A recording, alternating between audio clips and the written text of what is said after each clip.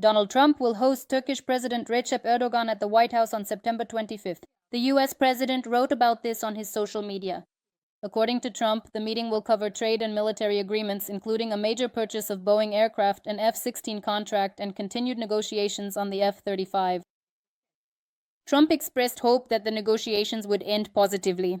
The American president also emphasized that he has a very good relationship with Erdogan and is looking forward to the meeting.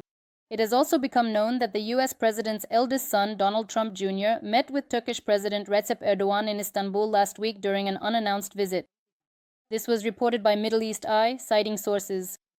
The publication notes that the first to report the visit of the U.S. president's son was the chairman of Turkey's opposition Republican People's Party, Özgür Özel. Subsequently, a source close to Erdogan confirmed that Trump Jr. did indeed meet with the Turkish president, but according to the source, it was merely a courtesy visit. According to the source, the situation in the Gaza Strip was not discussed at the meeting.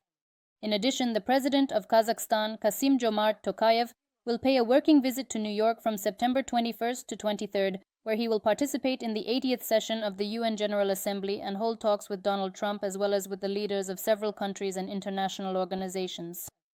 Also, President Zelenskyy, during a meeting with journalists on September 20th, announced a meeting with U.S. President Donald Trump on the sidelines of the UN General Assembly in New York. 3 Russian MiG-31 fighter jets violated Estonian airspace over the Gulf of Finland and remained there for about 12 minutes. This was reported by Estonian National Broadcasting, citing the press service of the General Staff of the Estonian Defense Forces on Friday, September 19th. The report states that the aircraft had no flight plans and their transponders were turned off. At the time of the violation, there was also no two-way radio communication with Estonia's air traffic control service. According to Politico, the MiG-31s were flying toward the Estonian capital before NATO scrambled Italian F-35s to intercept them. Estonian Foreign Minister Margus Tsahkna called the incident an unprecedented act of audacity and reminded that this is already the 4th violation this year. The Ministry of Foreign Affairs summoned the Russian Chargé d'Affaires in Estonia and handed him a note of protest. After the violation of its airspace by Russian fighter jets, Estonia appealed to NATO for consultations under Article 4 of the North Atlantic Treaty. The head of European diplomacy, Kaja Kallas, called the Russian incursion into the airspace a dangerous provocation. Ukrainian President Volodymyr Zelenskyy also responded to the incursion of Russian fighter jets into Estonian airspace. He called this incident a systematic Russian campaign of aggression against Europe, against NATO, and against the entire Western world. Russian fighter jets have once again violated NATO airspace, this time in Estonia. This is unacceptable. Russian destabilization is spreading to new countries and directions. American President Donald Trump also commented on the Russian air provocation. I don't like it when things like this happen. This could lead to serious problems. I will be informed about it. A hint that NATO countries could respond more decisively and shoot down the aggressor's planes was made by the Lithuanian Minister of Defense. The minister recalled the incident in 2015 near the Syrian-Turkish border. At that time, Turkish military personnel recorded the incursion of 2 Russian Su-24 aircraft into the country's airspace. Within 5 minutes, the military issued 10 warnings to the Russian pilots and then shot down one of the planes. Czech President Petr Pavel has called on NATO countries to respond firmly to Russian provocations. The Czech leader made this statement while commenting on the incursion of Russian fighter jets into Estonian airspace. According to the president, in such situations it is permissible to shoot down Russian aircraft. He said, "I have to call this extremely irresponsible behavior. After all, violating airspace is grounds for activating defensive mechanisms and, consequently, for shooting down such an aircraft. And that is something that neither our side nor the Russian side would want." The Czech president recalled that Turkey responded firmly to Russian provocations by shooting down a Russian Su-24 bomber in November 2015. Petr Pavel also shared that during his time as chairman of the NATO Military Committee, he directly asked the Russian representatives why they carried out such provocations. At that time, the Russians replied to him, "Because we can." The Czech leader emphasized, "I believe that we must be extremely firm in that if there is a violation of the rules, we must respond to it appropriately, including by military means. Russia will very quickly realize that it has made a mistake, that it has crossed acceptable boundaries." Meanwhile, British fighter jets have already begun patrolling the skies over Poland, making their first flight as part of NATO's Eastern Sentinel mission to protect the country's airspace. As is known, 2 Typhoon fighter jets took off from a British military base on the evening of September 19th to patrol Polish airspace and defend against aerial threats from Russia. UK Defence Secretary John Healey stated that this mission sends a clear signal that NATO airspace will be defended. In addition, what is likely the last of the Russian drones that violated the country's airspace on September 10th has been discovered in Poland. According to RBC, it was found by a resident of the town of Korce in a field just a few dozen meters from residential houses. The district prosecutor's office stated that the drone was a mock-up. Drones from the main intelligence directorate carried out a successful operation in temporarily occupied Crimea, striking the occupiers' expensive helicopters as well as a radar station. According to the agency, the fleet of Russian occupiers on the Crimean Peninsula has once again been reduced as a result of the successful combat operation by the GUR Special Unit Ghosts. It is noted that as a result of the operation, 3 enemy Mi-8 multi-purpose helicopters and an expensive Russian Nebo-U radar station were destroyed. The intelligence officers in particular showed a photo of the wreckage of one of the destroyed Mi-8 helicopters. Meanwhile, in Lviv, a new domestic underwater drone called Toloka was unveiled, which is capable of destroying the Crimean Bridge. The weapon was presented at the Defense Tech Valley Investment Summit. At the exhibition, 3 modifications of the Toloka underwater drone were demonstrated, ranging in length from 4 to 12 meters, capable of striking targets at distances of up to 2,000 kilometers and carrying up to 5 tons of payload. According to experts, several large Toloka drones are potentially capable of destroying the Crimean Bridge, since 5 tons of explosives make it possible to effectively destroy large targets. The Crimean Bridge, which was illegally built by the aggressor country Russia, remains one of the main strategic targets for the Ukrainian armed forces. Let us recall that in June of this year, the underwater section of the Crimean Bridge was blown up.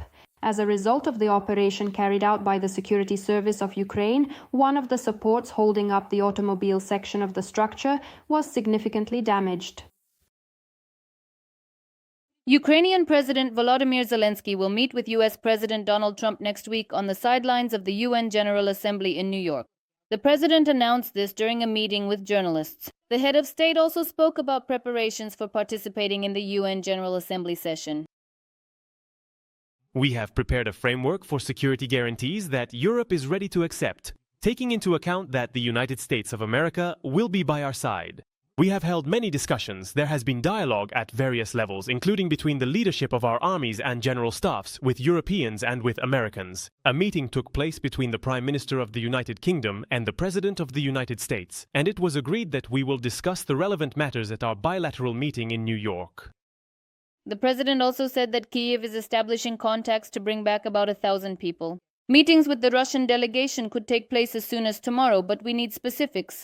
Speaking about ending the war, the president of Ukraine said, "No one is considering the Korean scenario or any other alternatives. It may happen that there will be no final document marking the end of the war. Security guarantees can be provided even before the war is over."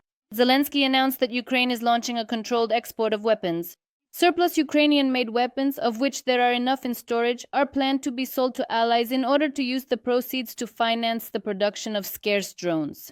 An important decision has been made regarding the controlled export of our weapons. Right now, we are at a point where we have weapons, we have capabilities, but we lack funding. And it already feels like a constant state, as if we are always facing some kind of shortage. But we really don't want to reduce our production capabilities. According to the president, Ukraine is discussing coordination with Poland and Romania to shoot down drones in the western regions. According to the head of state, Ukraine will create modern separate assault forces with a drone component. The president also said that attacks on oil refineries in Russia and military depots in the occupied territories have caused disruptions in Russian logistics and the operation of Russian aircraft. The occupiers are trying to conceal the real situation on the battlefield.